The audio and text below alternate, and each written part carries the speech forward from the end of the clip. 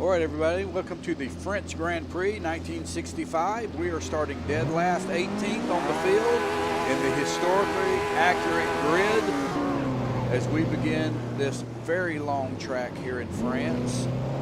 About 4-minute laps, a little more than 4-minute laps actually. We'll see how we can do here starting dead last. We didn't even qualify, we just started on very, very last. Trying to get to the top 6 to get into the points. So see how we can do here. Not bad, we're up to 11 before we got through the first corner, so it looks promising. Still a long ways to go.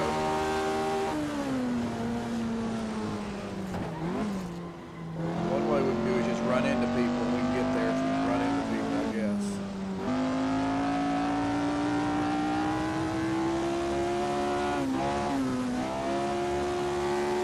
So now we're up to 10.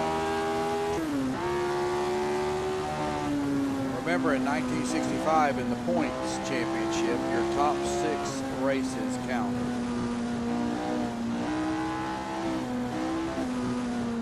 This is only the 4th race in the historically accurate 1965 F1 season. This particular track in France was only raced a few times in F1 competition. 4 times, actually, with 65 being the first time that F1 ever raced on this track. They did it one more time in the 60s and twice in the 70s, but not a common track for them to race on. As you see, this is a street course, a mountainous course, using real roads. And this is historically accurate from 1965, the visuals you see, as well as the layout of the track. Ronnie Bucknam exiting pits. I wrecked Ronnie Bucknam. Sorry about that, Ronnie. He's coming back out of the pits. Hopefully he can still get a decent finish, even though I messed up his day. Just trying to stay on the pavement here. One of the unique aspects of this track, you see all the individuals in white, the gentlemen in white around the track. They were stationed around the track because what this circuit was known for is the racers would run off the pavement and they would kick big stones up on the pavement. So what would happen is these guys, when there was a long enough break in traffic, they would jump down on the pavement and they would sweep off the track because these big stones would actually cause issues. All right, so we're having a guy pass up here. Let's see how he does this, because I don't know if I know how to pass on this mountain. I'm having some difficulties. He made it happen. Let's see if we can make it happen right here. All right. Man, they're so much faster than me.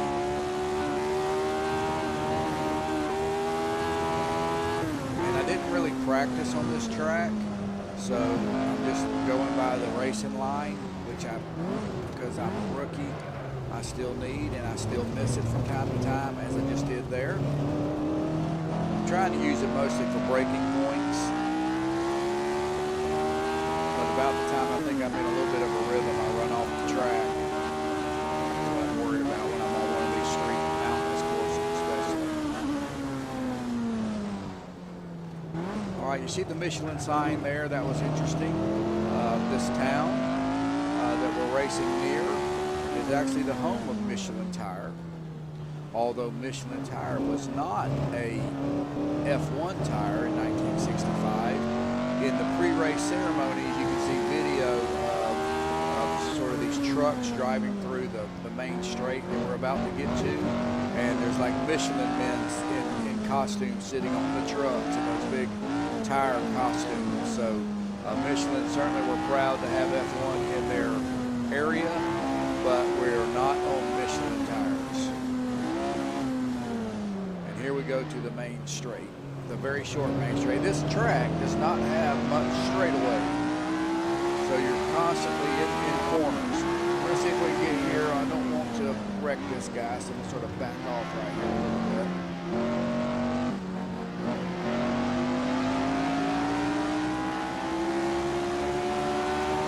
I know we have a right-hander coming up. Let's see if we can get around. I bailed out before he did. like I'll slide through this right-hander. That lap, 4 minutes and 26 seconds. Complete lap 1. I think the guy in front of me is in a Brabham, but it might be a Lotus, I'm not sure.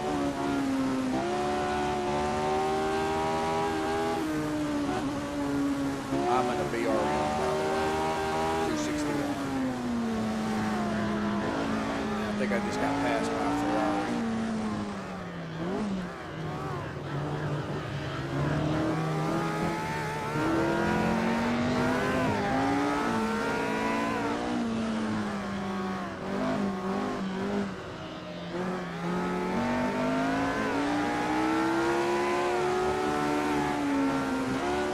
I can pass this Ferrari. I mean, I could go with this Ferrari when he makes a pass here. I feel like he is pretty fast. By the way, these models are historically accurate for 65 as well.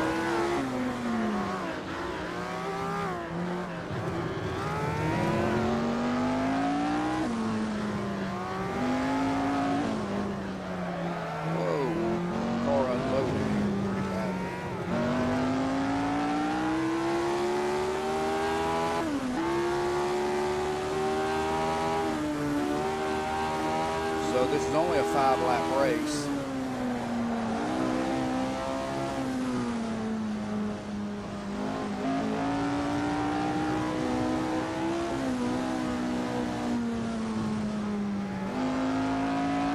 This Ferrari is as frustrated as I am trying to make the pass. He may do it right here.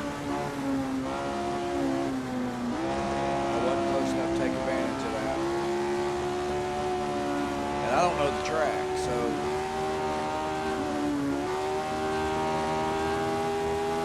Ferrari might be gone now.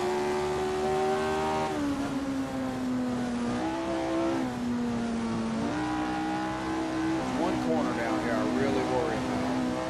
Coming up pretty soon. It's a hard left-hander. It's coming up right now. I want to be very careful in this corner and not run up on the side of the hill. Kicking stones up, you saw it right there. I think he did that on purpose.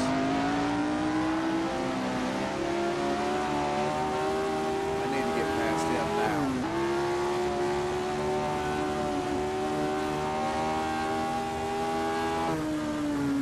Very slip under here.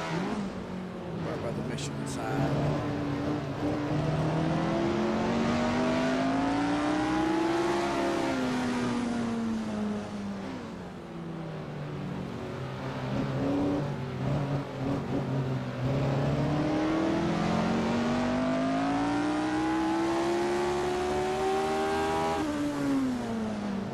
Yellow flag ahead of us, maybe somebody ran off the track and we could pick up a spot. That's probably the only way we're going to pick up a spot.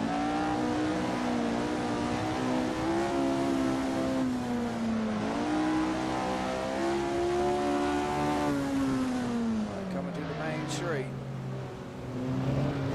And I followed this guy a whole lap, basically.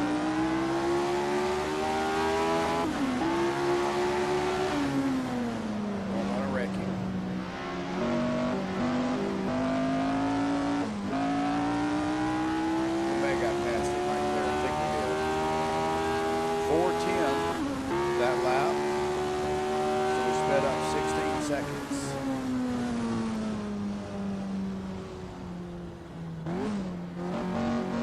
But I followed somebody the whole time, and I think that helps me tremendously. All right, the Ferrari just turned the fastest lap of the race, by the way. He's in 8th place, and I'm 11 seconds behind him. He took off. Bandini is his last name. He's very, very fast.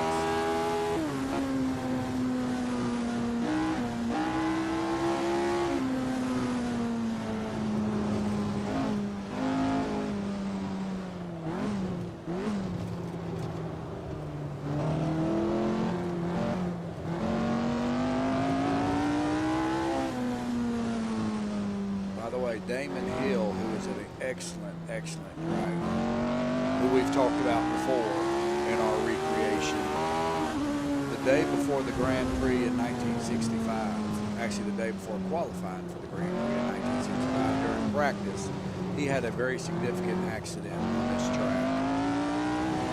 And it sort of messed him up for the weekend because he did not qualify well, did not race well, and some attribute that to the very, very difficult accident that he had. They don't know if he was suffering from some injuries or really what the situation was, but for the Grand Prix qualifying and racing, he did not do the normal Graham Hill performance. And actually in this race right now, as I put historically accurate attributes on each driver, he is running 15.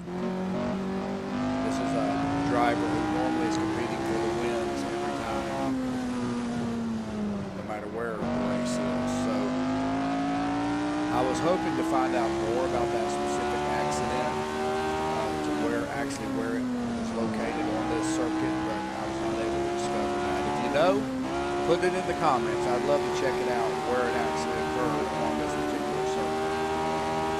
That's Graham Hill, 1965.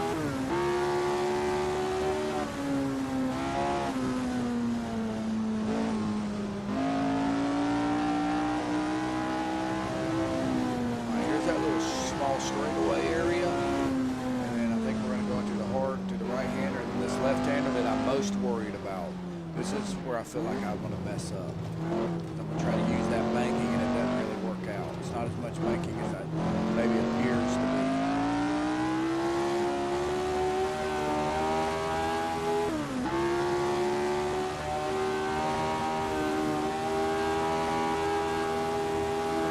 All right, we've actually closed in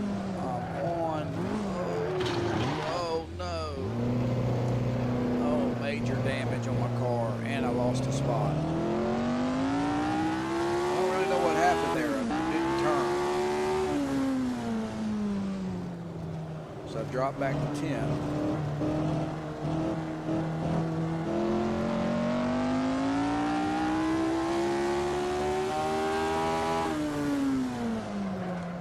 Another yellow flag here. I'm not sure what that's about. Maybe it's behind me, maybe it was me. Damage on the front now. I can sort of feel it in the steering wheel. The steering wheel is shaking pretty bad. Well, it looks like maybe we had an issue with a car here. Maybe a lap car. Some of the independents for this race, like there's a couple of local guys who raced, and I put them in with their attributes. They were running super unfunded and with literally with cars that were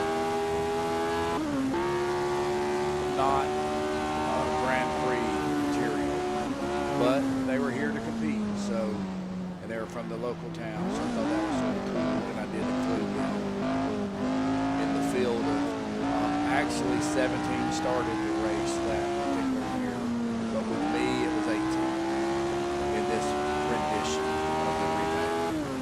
All right, we're trying to get back into 9th place. I think it helps me to race somebody. By the way, with that accident that I had on that last lap, that slowed me down 3 seconds at least. So I ran a 4:13. So I slowed down 3 seconds in that lap compared to the previous lap.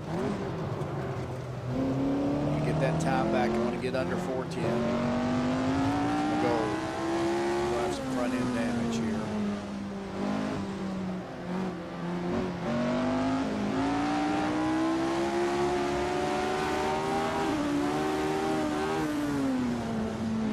Probably not going to finish in the points, but I am having a pretty fun race here. All right, so what would you do behind this guy? How would you pass him? I don't want to wreck him, but I do want to pass him. And I got a guy breathing down my neck behind me.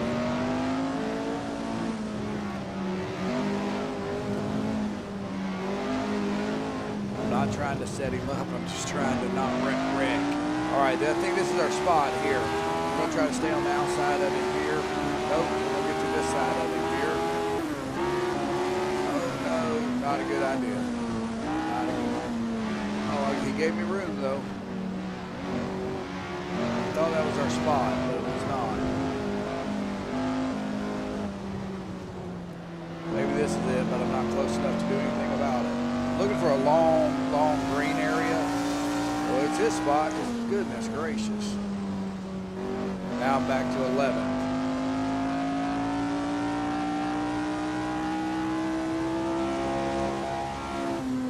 You only get points if you finish in the top 6. And it's your top 6 races of the 10 races that occurred during this season.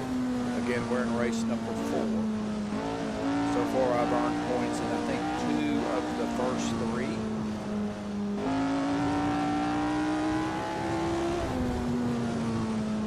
I don't think I made a video of the 3rd race.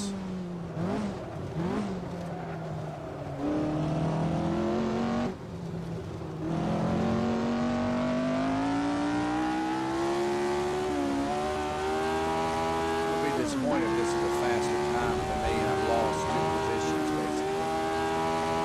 Or 1, I guess. Alright, here's a corner where we messed up before. Let's see what we can do now. Okay, much better. Alright, Jim Clark just turned the fastest lap. He's leading the race right now, by the way. John Surtees just beat his time. John Surtees just ran a 3:54, which is the fastest lap so far. John Surtees is running 2nd right now. 12 seconds behind the leader, Jimmy Clark. All right, coming through the main straight. What can we do here, if anything?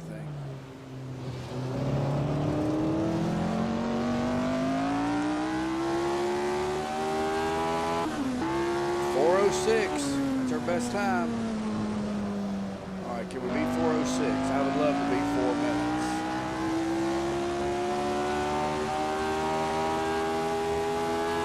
Wow, look at this pass. Outside pass coming into this corner up here. Oh, yeah, he went too hard, didn't he? Wow, he went too hard and wrecked.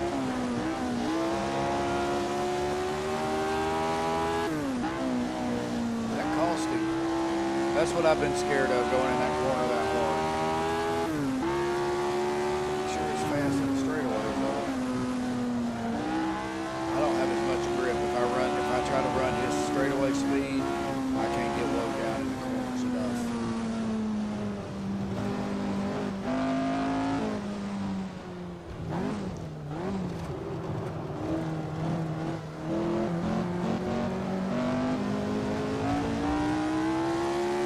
Beat 4:06.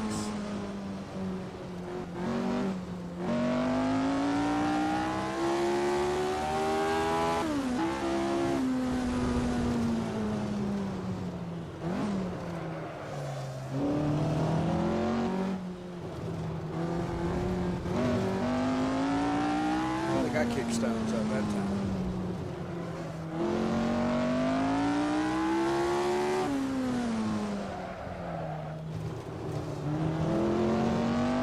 Close on fuel, but I'm pretty sure I'm going to be good on fuel here. Again, we're at the French Grand Prix in 1965.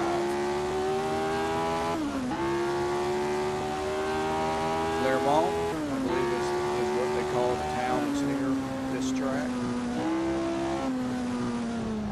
Whoa, got my rear tire off the pavement.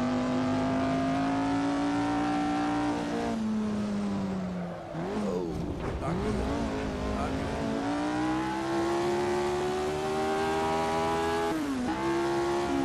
The leader is on the final lap. I don't think we're anywhere close to the start-finish line.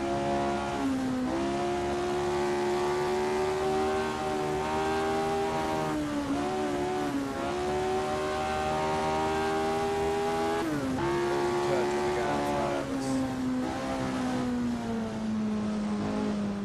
The sun has come out. It's very bright now. By the way, as I set up these races, I try to set the weather up to be historically accurate as well for each particular race.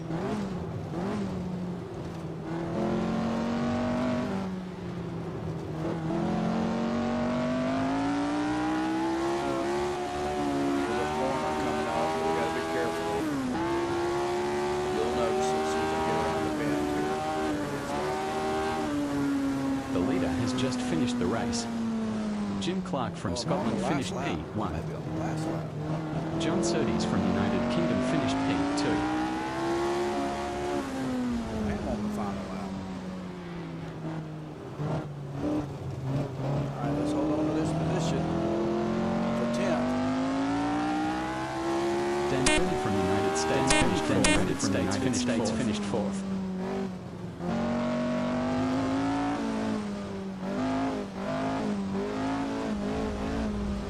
All right, let's try to finish this thing strong. Jackie Stewart from Scotland finished 7th.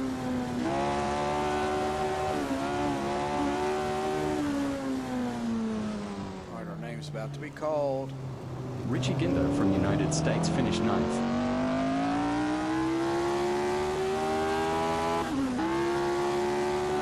Jochen Rindt from Austria finished 11th.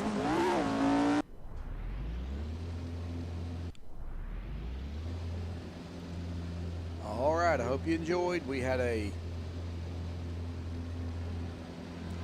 Chris Amon from 10th Scotland place finished finish. 13th. There it is. There's our fastest lap, 4:06. And that's the race.